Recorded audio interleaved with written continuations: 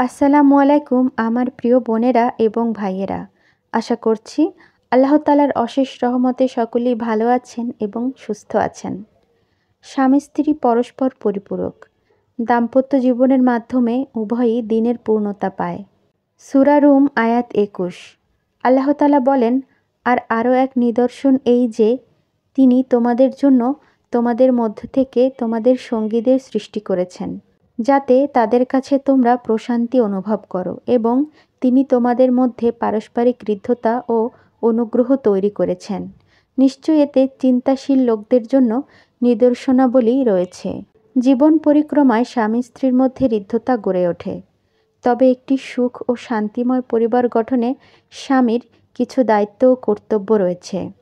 ইসলামে স্ত্রীর প্রতি স্বামীর কিছু মৌলিক দায়িত্বের কথা বলা হয়েছে, যা অবশ্যই পালনীয়। প্রথমত, পূর্ণ মোহরানা আদায়। স্ত্রীর মোহরানা পরিশোধ করে দেওয়া স্বামীর প্রথম দায়িত্ব। এটি হতে হবে পুরোপুরি সন্তুষ্ট চিত্তে। সূরা আন-নিসা আয়াত ৪-এ মহান আল্লাহ তাআলা বলেন, আর তোমরা নারীদের তাদের মোহরানা শতপ্রবৃত্ত হয়ে দান করবে। সন্তুষ্ট চিত্তে তারা মোহরানার কিছু অংশ ছেড়ে দিলে তা তোমরা স্বচ্ছন্দে ভোগ করবে। দ্বিতীয়ত, সাধ্যমতো ভরণ পোষণ। স্ত্রীর ভরণ পোষণের ব্যাপারে সূরা বাকারা আয়াত ২৩৩-এ মহান আল্লাহ তাআলা বলেন, পিতার কর্তব্য যথাবিধি তাদের সন্তান ও তার মায়ের ভরণ পোষণ করা।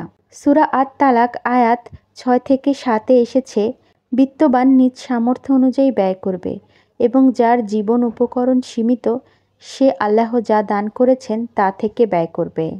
তৃতীয়ত, স্ত্রীর সঙ্গে সদ্ব্যবহার। সূরা আন-নিসা আয়াত ১৯-এ মহান আল্লাহ তাআলা বলেন, তাদের সঙ্গে সৎভাবে জীবনযাপন করবে। বুখারী হাদিস ৫১৮৬।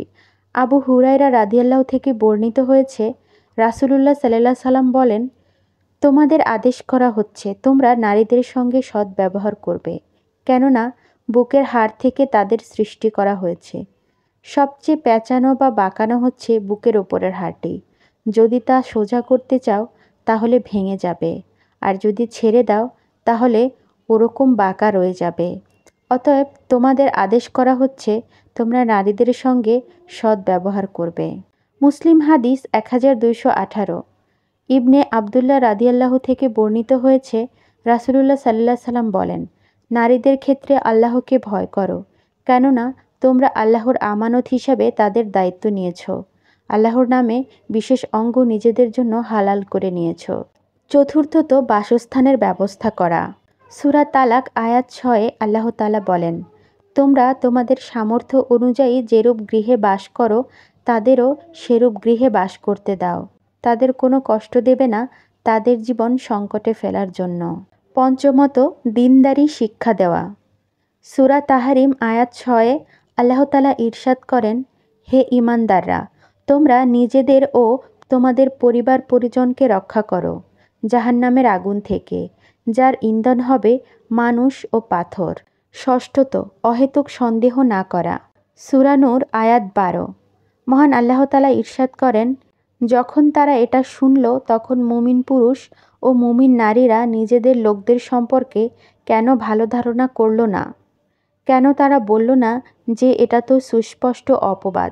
অর্থাৎ আল্লাহ তাআলা এই মৌলিক দায়িত্বগুলো স্বামীদের উপর অর্পণ করেছেন, যাতে করে প্রতিটি সংসার ও প্রতিটি স্বামী স্ত্রীর সম্পর্ক সুন্দর ও সুস্থ থাকে, যাতে অহেতুক স্বামী স্ত্রীর সম্পর্কের মধ্যে ঝগড়াঝাটি বা সন্দেহ না থাকে।